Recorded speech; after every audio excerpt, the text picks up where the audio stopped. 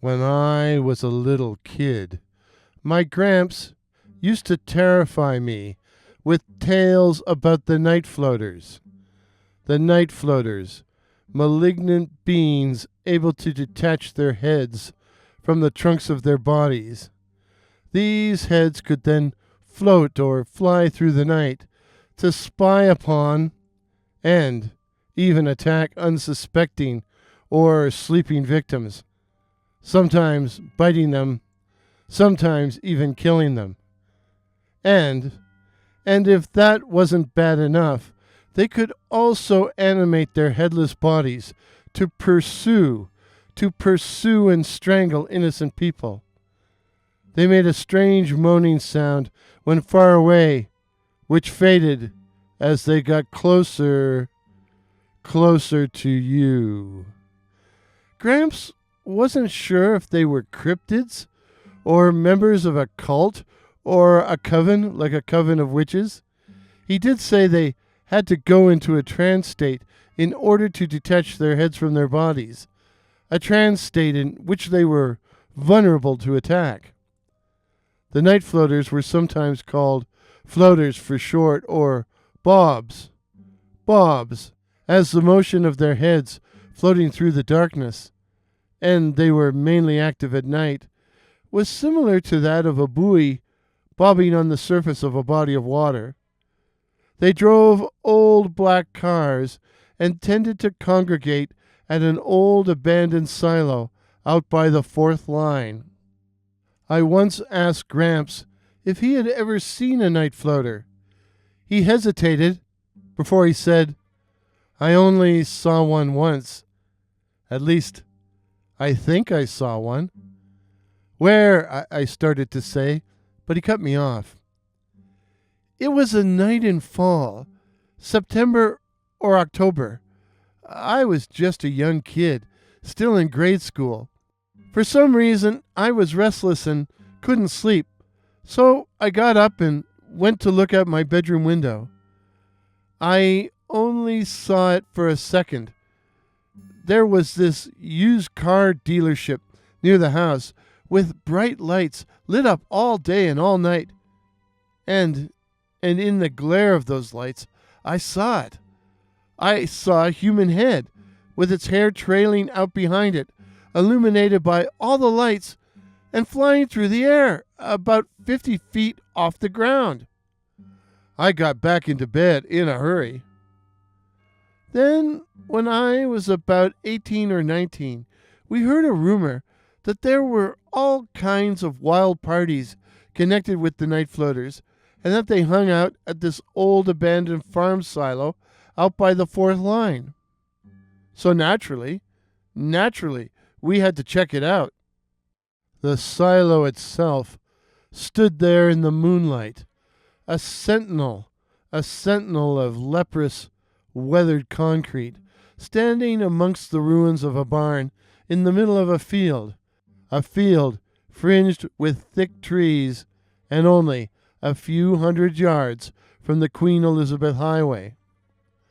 Around the base stood a number of black vehicles, a huge jacked-up Ford 150 pickup truck, a 1950s Buick, some said a 51, and a long stretched-out station wagon type car, which just had to have been a hearse. It was old, too, from the 1940s. Some of the guys wanted to take a closer look, but I remembered the night floaters were partial to old black cars, so we got the hell out of there. And that was it. I remembered thinking, that's all? But I didn't say anything. He was my Gramps, and after all, I didn't want to hurt his feelings. Sadly, Gramps passed away 2 years ago, so I can no longer ask him any more questions about the night floaters. But before he died, we stumbled across a YouTube channel. A YouTube channel run by a guy Gramps said he had gone to high school with. A guy he described as a real weirdo who was convinced the night floaters were real. Still, I kept watching the channel. a warning to the curious, and eventually I decided to go and find out for myself whether the night floaters were real. And I'd start by looking for the old silo itself, rendezvous of the night floaters. I was pretty sure it was no longer there. I had driven past the area many times, and while there were thick strands of trees there, I'd never seen a sign of any silo. Still, I hadn't looked really hard. So I set out late one gloomy November afternoon, but when I reached the fourth line, a fog or mist, perhaps caused by the sudden arrival of cold damp air, a fog or mist began crawling across the road, totally obscuring my vision. I pulled off onto a dirt trail running north of the nearby tracks and stopped the car, watching the mist swirling outside my windows. I was glad to get off the road, as the fog had created a potentially dangerous situation. But was I any better off now? I seem to remember Gramps mentioning a dirt road in his story about his nocturnal visit to the old silo, so I decided to push on. Besides, if someone else pulled off onto the trail, they would rear-end me. I drove slowly forward, but the fog actually seemed to increase. The white cotton batten swirling around me seemed to deaden all sound, and all I could hear was my own labored breathing. I had to inch forward, always worried I might leave the trail or encounter some obstruction. And then suddenly the mist was gone. The veil was swept aside, and I found myself at the silo and the ruins of the old barn. And there were cars there. Black cars. A huge, jacked-up Ford 150 pickup truck, a 1950s Buick, and a long, stretched-out station wagon-type car, which just had to be the hearse from the 1940s. It was just like Gramps said. I got out of my car.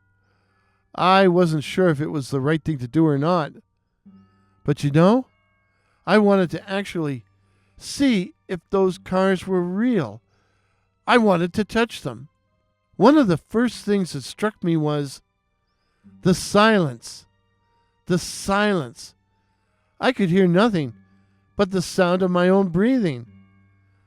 Now I know fog can muffle sound, but we were only a few hundred yards from the Queen Elizabeth, one of the busiest highways in North America. But I could hear no sound of traffic, no nothing, just my own breathing. Wait, what was that? I seemed to hear a faint moaning sound. Weird. I figured it must be the wind in the nearby trees. Maybe it would blow all the fog away. I hope so. I listened hard, but it quickly faded away to nothing. I walked over to the nearest vehicle, the hearse, and ran my hand along the cold, black side. I then walked around to the front to see what kind of vehicle it was, and it was a Packard, a legendary Packard. I don't think I'd ever seen a Packard before. I checked out the others, which turned out to be a jacked-up Ford pickup truck, and the old Buick with the distinctive front grille. But where were all the people? Where were all the people? I tiptoed over to the foundation of the old barn. For some reason, I felt but didn't wholly understand. I was trying to be as quiet as possible. Now, the remains of the foundation had a concrete roof, probably the floor of the now missing barn. At one end of the foundation was a dark opening where a pair of double doors would have led to a basement storage area. I stuck my head in and waited for my eyes to adjust to the darkness. and reeled back in shock. The dirt floor of the storage space was covered in bodies, bodies in various stages of undress, but all barefoot. They were laid out like corpses, like the dead, but that wasn't the worst of it. They were headless. Headless. They had all been decapitated. Where their heads should have been, there was a gaping maw. I backed out of there in panic. I wasn't thinking night floaters. I was thinking mass murder and thinking I had to get the hell out of Dodge. I determined to drive out, to go to the police. But now the fog was back, thicker and heavier than before. How was I going to be able to find the trail again in all this murk? And that's when the heads, the night floaters, came flying out of the mist. There were 3 or 4 of them. I didn't have time to count as they swooped down on me, and I didn't get a good look at them either. But their faces were thin, dirty, and disheveled, with eyes that arrested me, eyes that were red and glowing. They were trying to bite me. Seriously. At least they kept snapping their teeth at me. So I did the only thing I could do. I jumped into the car. I jumped into the car and locked the doors. Not that it stopped the heads from leering at me. They shrieked the vilest obscenities. And then kissed. Yeah, kissed. And then licked my windshield. But just when I thought it couldn't get any worse, the bodies, the headless bodies, came lurching out of the fog. I then remembered what Gramps had told me. The night floaters could also animate their headless bodies to pursue and strangle innocent people. The headless zombies now tried to open my doors and when that failed, began to pound and then rock the vehicle. So in the end, I had no alternative but to turn the key in the ignition and hit the gas. I went bumping across the field, unable to see past the hood of the car, until finally I came up against a thick strand of trees and had to stop. I immediately killed the ignition, hoping against hope that I had lost the floaters in the obscurity. I sat there, cold and waiting for them to find me. Eventually I fell into a troubled sleep, where I saw Gramps. Gramps smiled at me and gently shook his head. And then he was gone. Gone. And I woke up. I woke up to the light of early morning. The fog was gone, and as I looked about me, so was everything else. The silo, the ruins of the foundations, the black vehicles, the night floaters. There was nothing. Just an abandoned farmer's field. An abandoned farmer's field covered with tall grass. I slowly bumped my way across the field, found the old rutted trail again, and drove home. But what had just happened to me? Was it just a hallucination? Was it a paranormal experience? Had the night floaters, their black cars, the silo, all rolled in with the creeping fog? Were they really there? You tell me. The only thing I know is that I'm sorry I ever doubted Gramps. I now know the night floaters are real. The night floaters are real. And I hope you know it too. The moral of the story? You should never doubt Gramps, lest he turn into Grumps.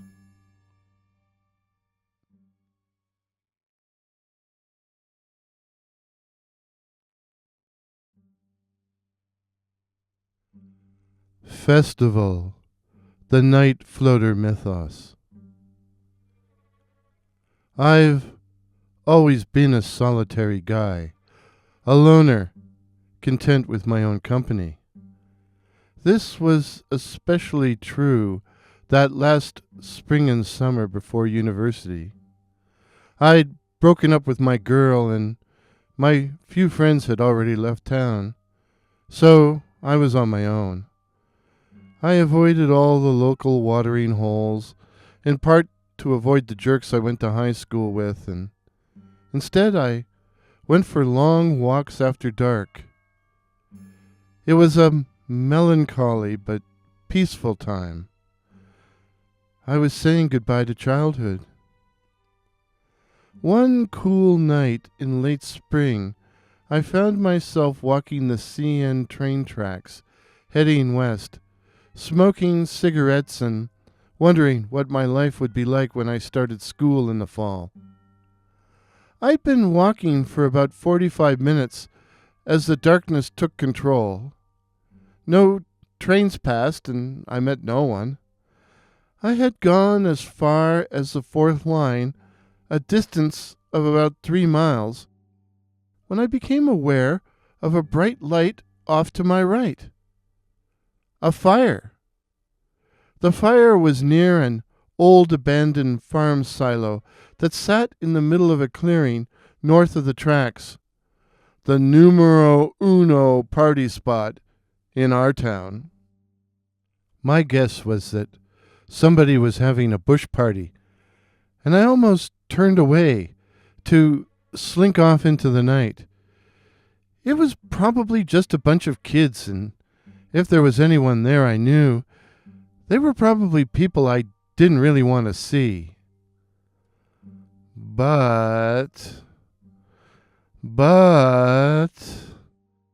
the fact was, I was lonely. Too lonely. On one level, I was enjoying the bittersweet angst, but it wasn't healthy. Oh well, I said to myself, maybe somebody will give me a beer as I crossed the tracks and headed towards the light. But as I drew closer, I started to realize things were not quite normal. I mean, for starters, where were all the cars? A dirt trail led out to the old silo, and some guys would drive the short, bumpy pathway and park in the dead grass beside the ruins of the former barn. Normally, there would be 3 or 4 vehicles. But tonight, nothing. And where were all the people? I couldn't see anyone standing around or milling about. Had somebody just started a grass fire and then left it? In the end, however, it turned out it wasn't a grass fire. Instead, around a small central fire, there were a number of small black candles, placed so as to form a pentagram. 13 candles. Had I just stumbled across a satanic ritual? Prudence told me to get away and get away as quickly as possible. But curiosity. I know, curiosity killed the cat, but satisfaction brought it back. I knelt down in the tall grass, where I would be invisible in the gathering gloom, but from where I could see the candles and the pentagram as clearly as if they had been on a stage. It turned out that I didn't have to wait long for the actors to appear. They came out of the ruins of the old barn, a motley crowd of thin, disheveled people, some stark naked in spite of the evening chill, moving hand in hand in some bizarre dance, an obscene conga line. But that wasn't the worst of it. The worst of it was that the dancers were headless. Headless. They had no heads. They moved around the pentagram in a weird pirouette, and as I watched in horrified fascination. I wondered how they could see where they were going. I could hear a strange moaning sound from off in the distance, a banshee wailing that slowly faded out as the wind began to rise, and I wondered if it would blow out all the candles or start a real grass fire. I was backing up, preparing to get out of there, and not as careful as I should have been. But, they didn't have heads or eyes, so how could they possibly see me? But in the end, it turned out they did have heads. The heads came flying out of the night and swirled around above the headless dancing bodies like a flock of demonic birds. The heads circled around and around and around till I started to get disoriented watching them.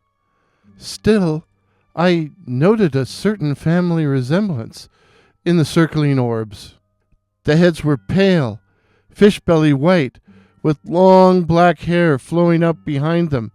The faces, thin, pinched, and dirty. The eyes were red and glowing. I realized with a shock of horror that what I was staring at was the night floaters. The night floaters had been the night terrors, the boogie people of my childhood, a malignant cult of strange beings that could detach their heads from their bodies, the heads then being able to fly through the night to molest their victims. I remembered now that, as they flew, the heads made a moaning sound that faded to silence as they approached. And they could apparently animate their headless bodies and use them to chase and to strangle victims. In the end, it was the glowing red eyes that led to my undoing. I must have moved too violently or made a noise, for suddenly one of the ugly female heads stopped in mid-flight to stare daggers at me. Several of the other heads collided with her, knocking her sideways with a loud smack. It should have been funny, but it wasn't. She quickly regained her position, her blazing eyes still riveted on mine. And then they all saw me and flew at me. I ran. I didn't think I could outrun them. But I remembered there was an intersection with a brightly lit 24-hour gas bar. Only what? 300 yards? 3 football fields away? Could I make it? I took a quick look behind me. The floaters were right there, and now the headless bodies were shambling after me in hot pursuit. I stumbled onto the dirt trail, then jumped the drainage ditch and clambered onto the train tracks, where I figured I could run faster. I heard the blare of a horn as a beam of intense white light washed over me, blinding me. A freight train was bearing down on me. I threw myself to the right, buffeted by hot air as the train raced past me. I landed at the bottom of the drainage ditch, on the opposite side from the night floaters, my fall broken by thick weeds and stagnant water. The train was a long one, perhaps 100 cars, and as it passed, I crawled forward as quickly as possible and managed to reach the intersection and safety. I took a cab home from the gas station, and I got some strange looks from the driver due to my wet clothing and generally dazed expression. I stayed home nights from then on, although I was pretty sure that some disembodied heads perhaps, were outside my bedroom windows trying to stare in. Fortunately, I kept my drapes shut tight and soon left town for school. My parents also moved to another nearby town, so I never saw the silo again. And if the Google Street View is to be believed, it no longer exists. It was only recently that I had a sudden epiphany.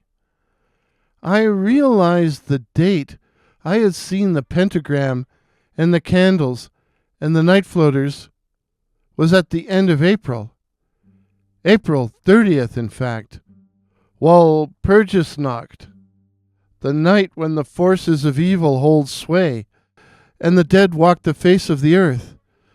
Kinda a spring version of All Hallows Eve. All Hallows Eve or Halloween. Were the night floaters real? I never heard of them again after I left my hometown.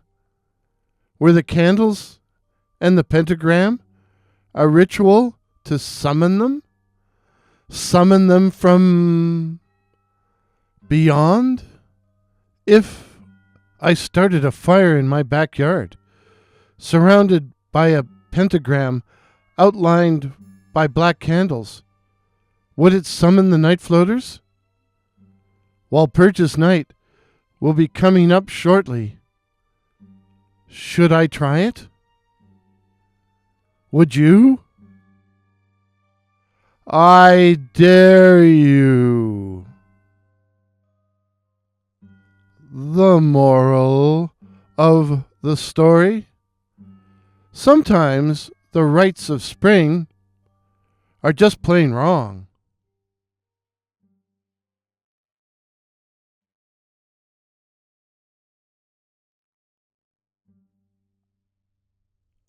Heads, the night floater mythos.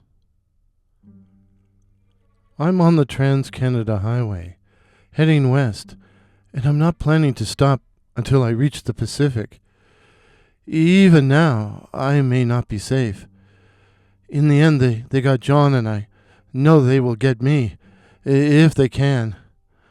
I realize I'm a victim of the paranormal, or at least of my shared interest with John in the paranormal.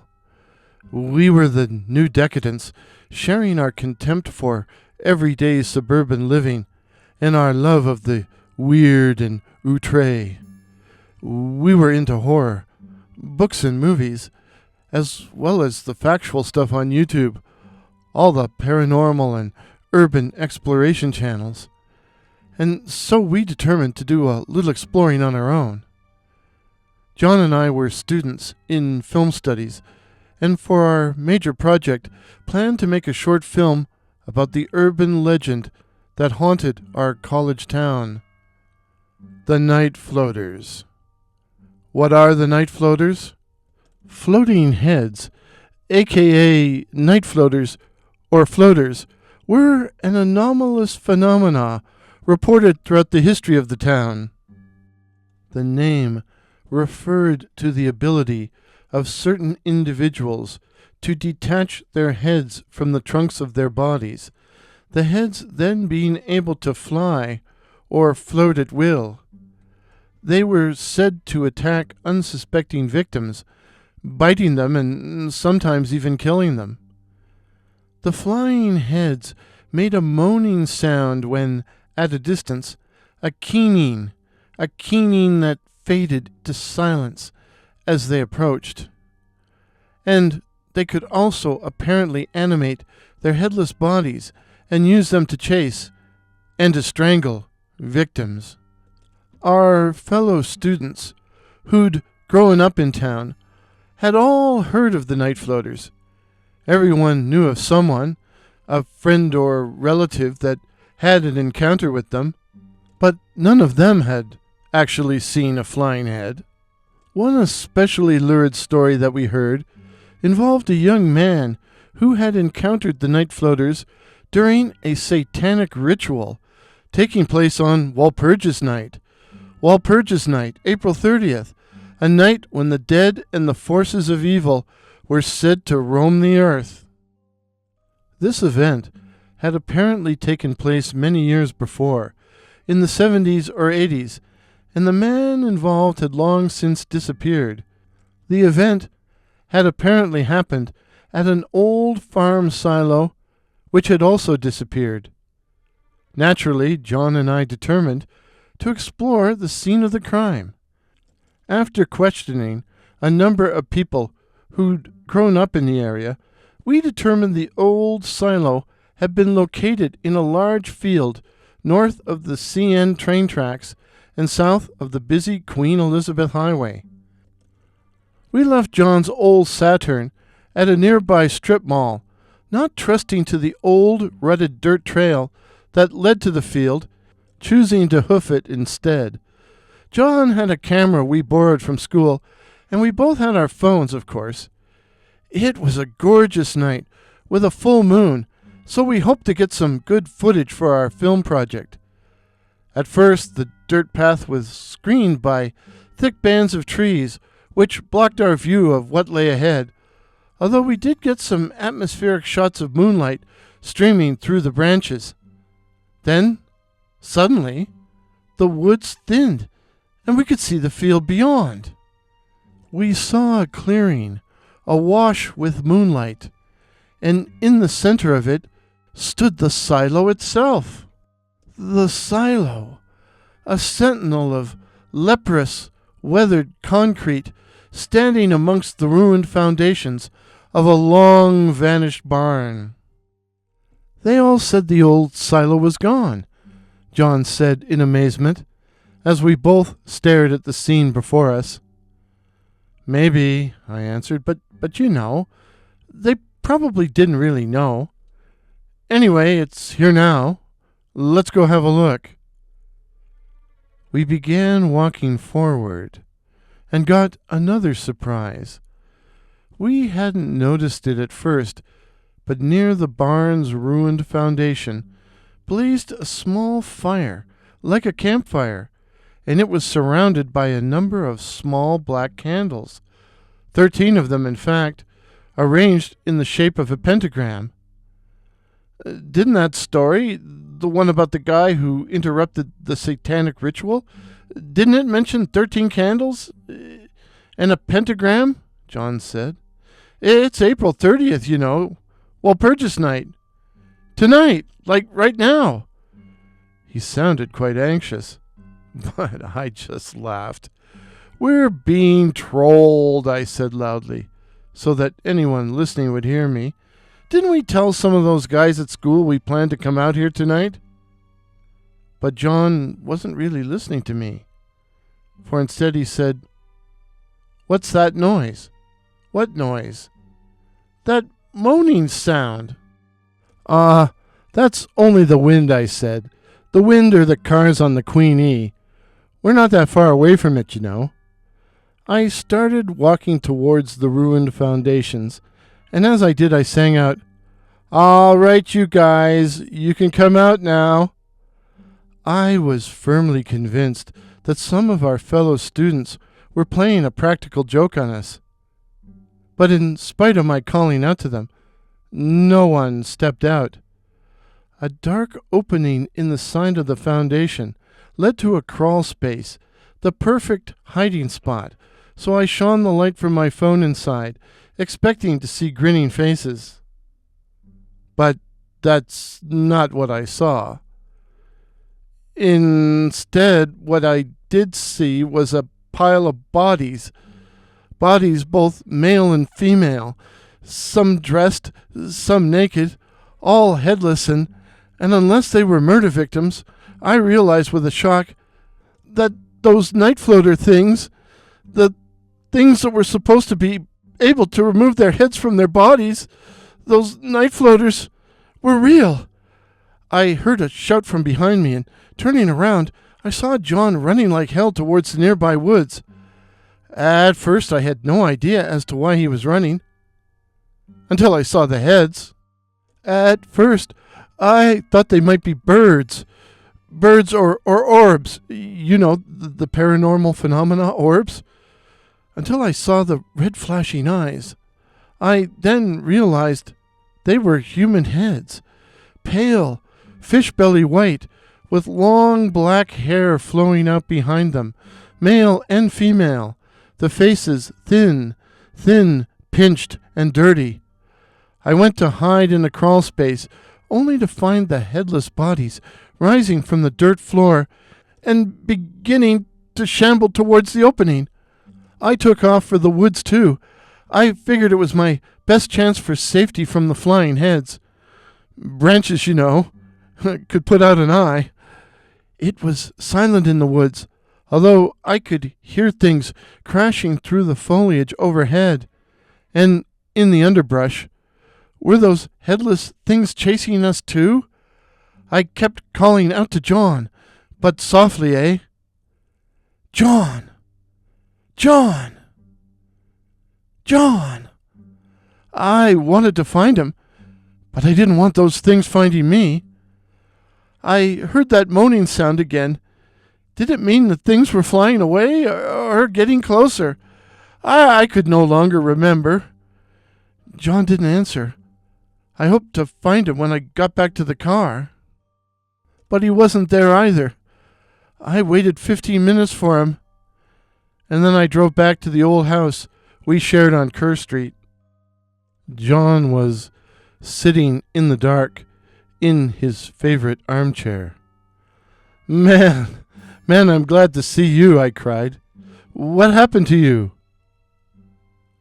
You know how we wanted to find out about the night floaters, he said, and his voice sounded kind of funny. Yeah, I answered, and now my voice sounded kind of funny too. I heard a loud plop. Then John said, the easiest way to find out about the night floaters is to become one. And I saw to my horror that his head had detached from his body and was floating in midair as he grinned at me, his red eyes flashing. And that's why I'm in John's car, driving west as fast as I can to get as far away as I can from those things.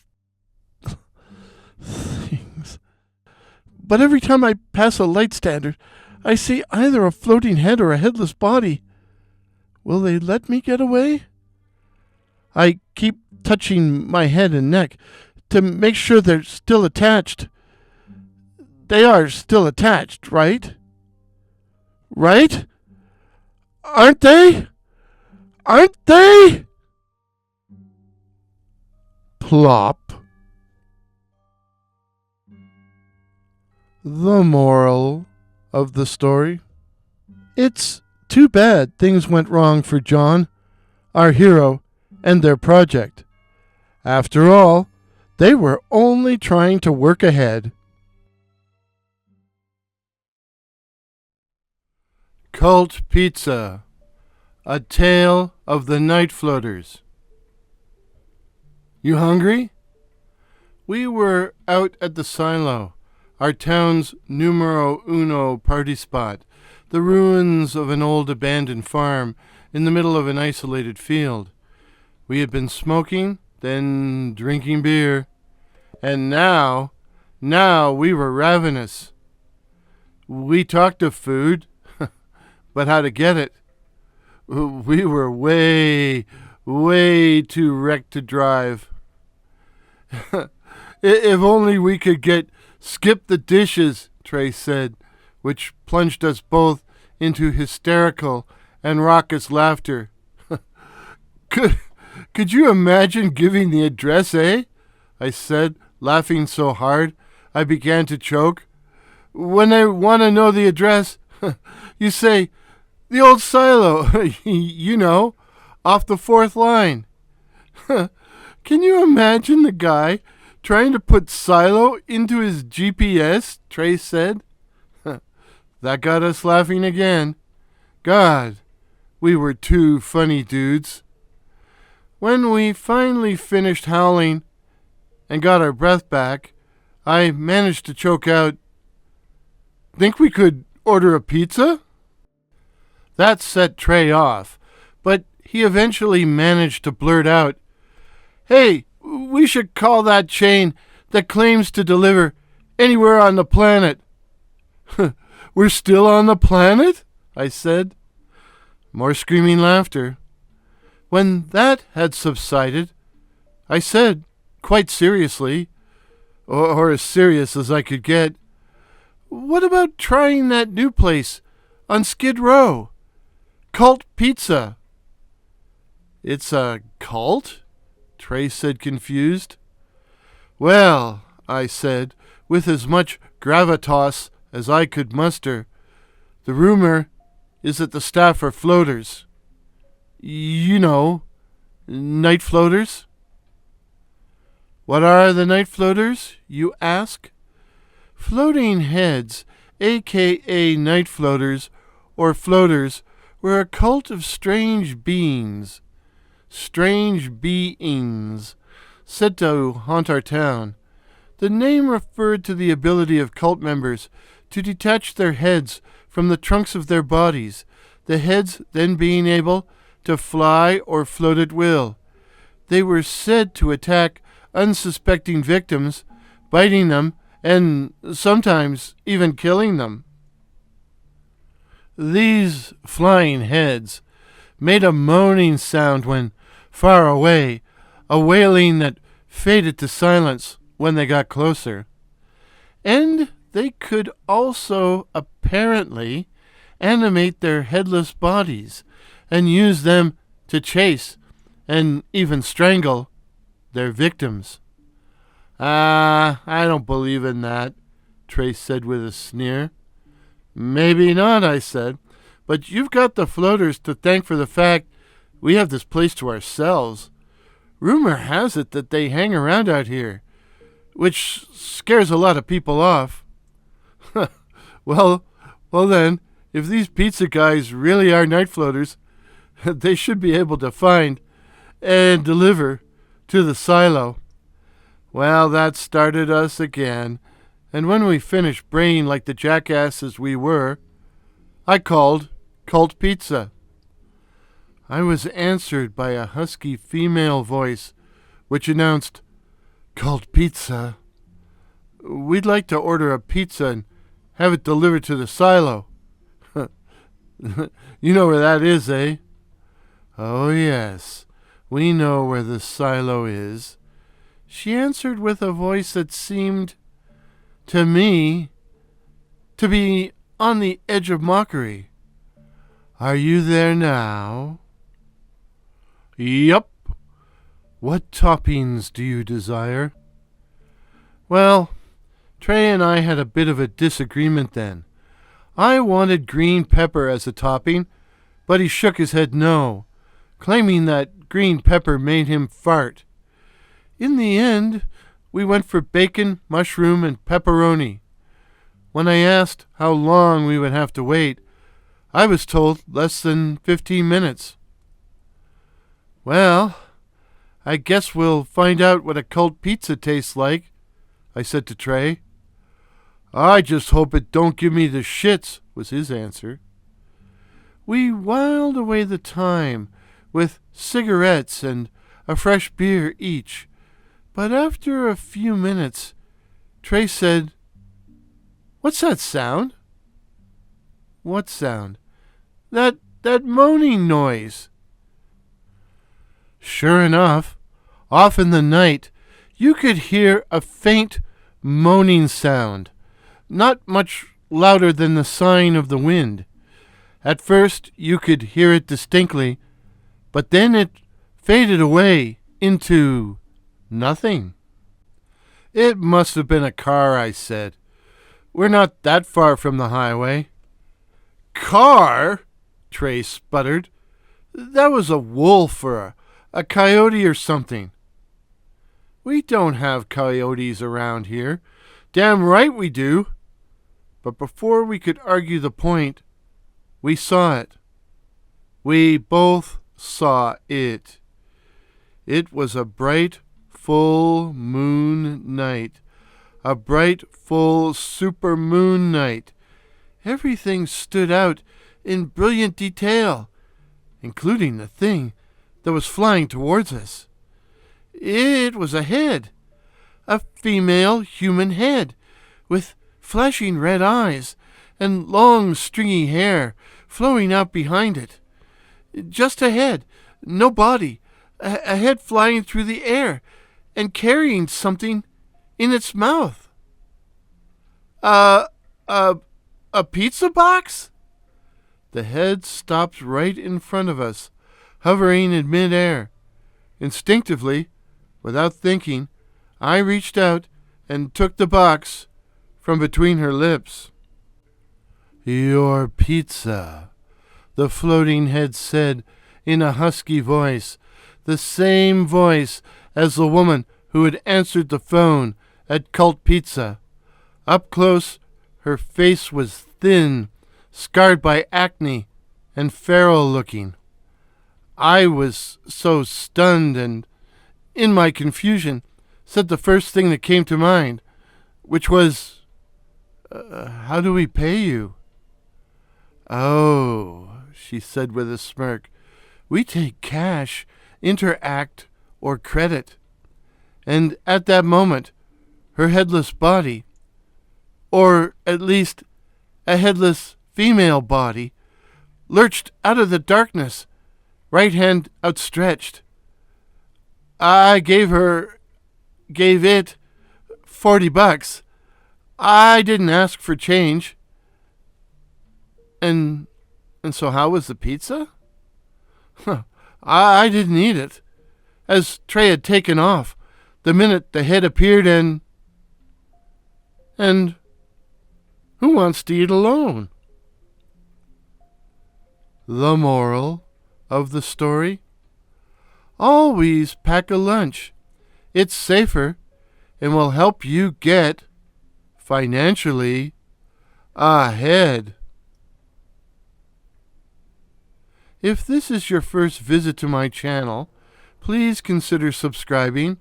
My name is Warren, and I write and tell original ghost stories and original horror stories featuring such cryptids as the night floaters, werewolves, and the black-eyed children.